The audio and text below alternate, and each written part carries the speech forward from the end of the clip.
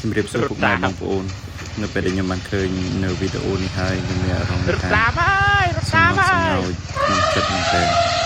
វីដេអូនេះគឺសត្វដំរីដែលនៅក្នុងកម្ៅព្យាយាមរត់ទៅពាំងម៉ូតូរបស់ម្ចាស់កុំឲ្យធ្វើការចាក់ចែកហើយអ្នកជិះម៉ូតូនឹងគឺជាពូដែលធ្លាប់នៅជាមួយនឹងដំរីនឹងរាប់សិបឆ្នាំមកហើយគាត់ស្រឡាញ់មើលថែដូចកូនអញ្ចឹងឥឡូវគាត់ធ្វើការចាក់ចេញហើយឥឡូវនេះក៏អត់ទាន់ដឹងថាការចាក់ចេញរបស់គាត់គឺដោយសារមូលហេតុអីទេតែអ្វីដែលខ្ញុំខ្លោចចិត្តមែនតើហ្នឹងគឺឃើញដំរីហ្នឹងគឺព្យាយាមហ្មងគឺព្យាយាមរត់ទៅពាំងម៉ូតូមើលទៅពាំងគឺទឹកភ្នែក